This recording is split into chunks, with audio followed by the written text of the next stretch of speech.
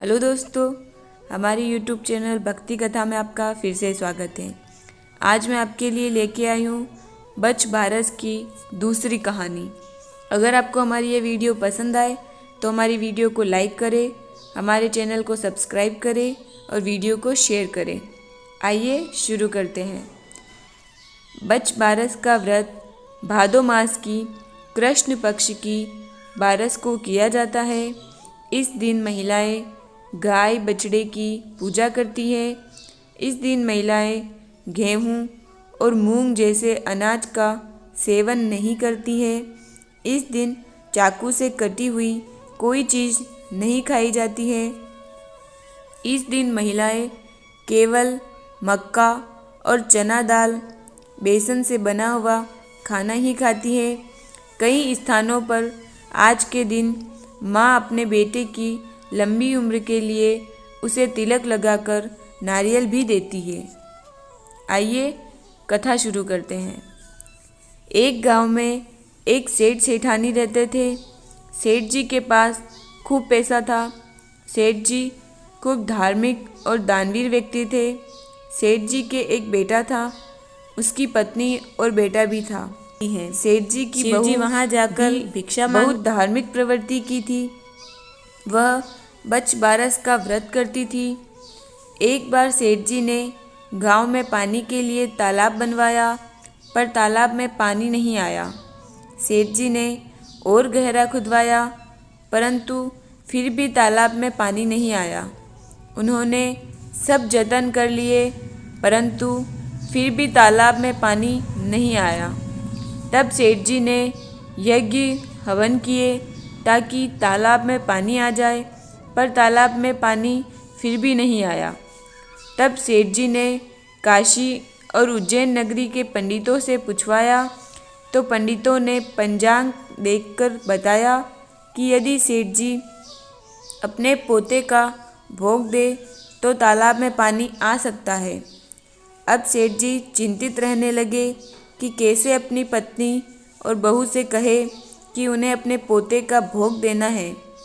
सेठ जी इसी चिंता में घुलने लगे, क्योंकि तालाब बनाने के बाद भी उसमें पानी नहीं आया था और गांव की जनता की पानी की तकलीफ दूर नहीं हो रही थी।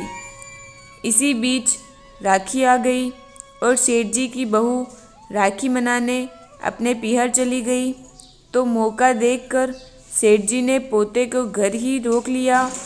बहू के पीछे से उन्होंने तालाब पर पूजन हवन रखा और पूजन के बाद जब सब लोग तालाब से निकले तो सेठ जी ने पोते को नीचे ही छोड़ दिया। भविष्यवाणी सच हो गई और तालाब में पानी फूटने लगा।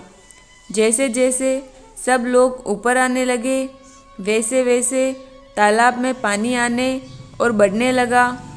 तालाब और पूरा भर गया।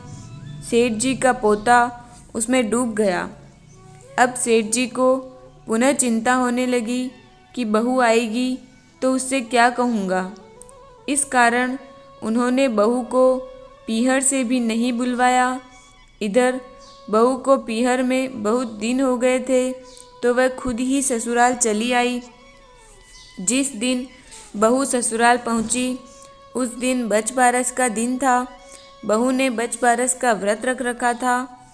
बहू जैसे ही गांव पहुंची, तालाब देखकर बहुत खुश हुई। वह वहीं सुस्ताने बैठ गई। उसके बाद उसने तालाब पर नहा धोकर घर जाने का निश्चय किया। उसने सोचा कि नहा धोकर बच बारस की पूजा भी यहीं कर लूँ। बहू वहीं तालाब पर नहाई और तालाब की पूजा कर नारियल चढ़ाया। विधि विधान से बच बारस की पूजा की। बहू द्वारा विधि विधान से पूजा करने से और परोपकार की भावना रखने से कामधेनु खुश हो गई, तो भगवान कृष्ण भी खुश हो गए और उन्होंने उसे उसका बेटा वापस लौटाने का निश्चय किया। उन्होंने पुत्र को जीवित करके छोड़ दिया, जिसके कारण तालाब में से उसका पुत्र तालाब के बाहर अपनी माँ से मिला और दोनों माँ बेटे घर के लिए रवाना हुए। रास्ते में सेठ जी बहू को आते हुए मिल गए। तो सेठ जी ने बहू के साथ पोते को देखकर बहू के पैर छूने लगे। तो बहू सेठ जी से बोली कि पिताजी, आप ये उल्टी गंगा क्यों बहा रहे हो? मैं आपके पैर छूऊंगी, आप मेरे। तब सेठ जी बोले कि बेटी, मैंने तेरे बेटे का भोग दे दिया था तालाब में पानी लाने के लिए, पर तेरे व्रत प्रताप और ममता से आज मेरा पोता वापस घर आ गया है। तब से बच्च बारस के दिन माएँ अपने बेटे को तिलक लगाकर उसे नारियल देती है और उसकी लंबी उम्र की कामना करती हैं। हे भगवान, जैसे उस सेठ की बहू को पहले टूटे वैसे सबको टूट जो। कथा अधूरी हो तो पूरी कर जो और पूरी हो तो मान कर जो। जय श्री कृष्ण।